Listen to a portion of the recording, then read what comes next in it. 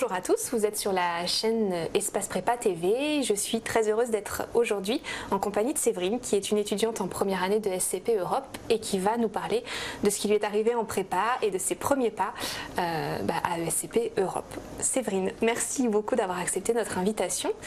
Quelques mots d'abord avant d'en venir à ce que tu fais aujourd'hui à SCP Europe sur le choix de la prépa. Pourquoi est-ce que tu as opté pour cette orientation après ton bac ?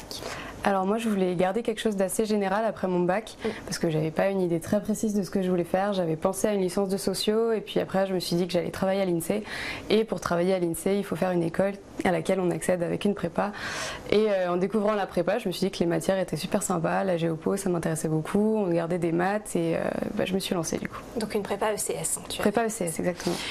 Est-ce que, on parle beaucoup de la quantité de travail bien sûr, est-ce que pour toi il y a eu des moments vraiment difficiles dans ces années de préparation ? Honnêtement oui, je pense qu'on peut être honnête. Surtout les 3 premiers mois, je pense que c'est vraiment le gros moment difficile de la prépa où on ne sait pas trop comment s'organiser, on se prend des notes qui font pas toujours plaisir. Et il faut savoir rebondir en fait, il faut savoir trouver la bonne organisation, celle qui nous va, la méthode de travail qui nous correspond à nous, surtout c'est important. C'est important de prendre des conseils à droite à gauche, mais c'est important de se les approprier surtout. Du coup, ton conseil à toi c'est quoi justement ? C'est de te tourner vers des camarades pour partager un peu les difficultés, c'est parler avec les profs? Je pense qu'il faut faire beaucoup de travail sur soi en fait. Quand on est en prépa, il faut souvent se remettre en question, et oui, ça peut passer par des discussions avec les camarades, avec les profs pour demander plus de conseils, pour avoir quelque chose qui est plus productif comme méthode de travail. On dit aussi beaucoup que être en prépa c'est finalement se couper de toute vie sociale. Est-ce que toi tu as aussi traversé cette période de concentration complète ?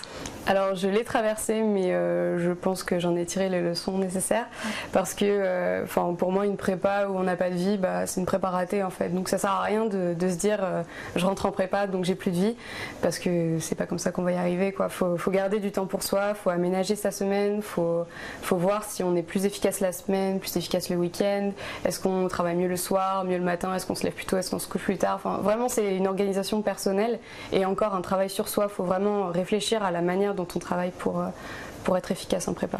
Tu dirais que ce qui t'a le plus aidé à traverser cette période, est-ce que c'est tes proches, ta famille, est-ce que c'est tes amis, est-ce que c'est autre chose ?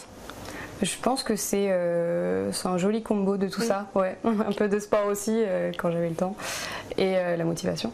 Et voilà, faut vraiment garder du temps pour soi et faire les choses qu'on aime, c'est vraiment important. À quel moment de ton parcours en prépa tu as commencé à penser au concours concrètement ? Je dirais lors des concours concrètement en fait, parce que pour moi je gardais en tête que peu importe l'école dans laquelle j'irais, il fallait vraiment que je fasse les bons choix une fois arrivée en école, et que chaque école offre ses opportunités et qu'il faut savoir saisir celles qui nous correspondent. Encore une fois, c'est vraiment un parcours individuel qui est le parcours de l'orientation. Donc voilà, en fait j'avais une idée assez vague des concours jusqu'à ce qu'ils arrivent en fait. On va peut-être passer assez vite sur les écrits, sauf si tu as envie d'en dire un mot, mais moi j'aimerais bien qu'on s'arrête sur les oraux, qui est quand même une période stratégique en fait, celle pendant laquelle on se rend sur les campus. Toi, quels souvenirs tu gardes de cette période et de ton passage à ESCP Europe en particulier ? Alors moi c'est une période que j'ai trouvée plutôt agréable, peut-être paradoxalement. C'est une période où on voyage. Moi je sais que j'ai fait beaucoup d'écoles en France parce que aussi j'avais envie de voyager. Après les concours, je pense qu'on a envie de prendre l'air. Et ma journée à ESCP Europe, c'est quelque chose qui m'a marqué. Ça a été plein de rebondissements.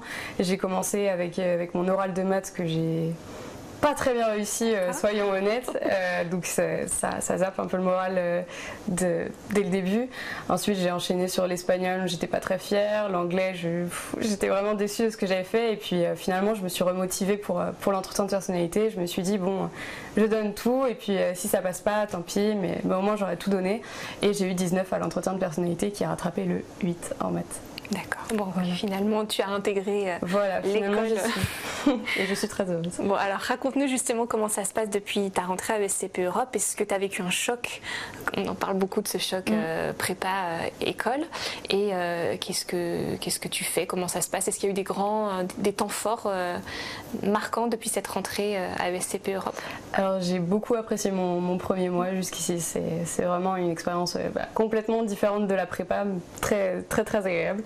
On a eu le SMAC en début d'année, notre séminaire moderne, ambitieux et qualitatif, qui est notre week-end d'intégration, qui s'est vraiment très bien déroulé. On a eu une ambiance super, vraiment une belle cohésion, des belles rencontres aussi. Et je pense que c'est vraiment quelque chose qui me plaît en école, de faire des rencontres, parce qu'on fait aussi des rencontres par nos associations. Moi j'en ai intégré 3 qui sont Cheer Up pour la lutte contre le cancer. On a organisé un goûter il y a 2 jours pour Octobre Rose. Je suis aussi à Fleur de Bitume qui organise des maraudes le mardi soir sur la place de la République, et au Bureau des Arts qui a récemment organisé le musée des animes de la SCEP, donc la SCEP, le surnom de l'école, où on a pu voir 10 étudiants exposer leur œuvre, et voilà, c'est encore une occasion de faire des rencontres, et c'est vraiment très agréable, l'esprit d'association et l'esprit d'école. Est-ce qu'il y a un conseil que tu pourrais donner pour arriver à ESCP Europe, mais peut-être pour faire sa rentrée tout simplement, sa première rentrée en grande école de manière idéale? Je pense qu'il faut y aller très détendu et vraiment ouvert à toutes les opportunités qui peuvent s'ouvrir à nous. Enfin, voilà, c'est une école comme les autres qui a ses qualités. Il faut vraiment voir ce qu'elle peut nous apporter. Moi j'ai choisi l'English Track, j'ai tous mes cours en anglais, et c'est quelque chose que je suis très fière d'avoir choisi. Il y a aussi un double diplôme en droit, double diplôme en maths, et je pense que c'est vraiment une chance d'avoir ces choix-là une fois qu'on rentre en école. Séverine, je te souhaite une très belle continuation à ESCP Europe. Merci. Merci à vous.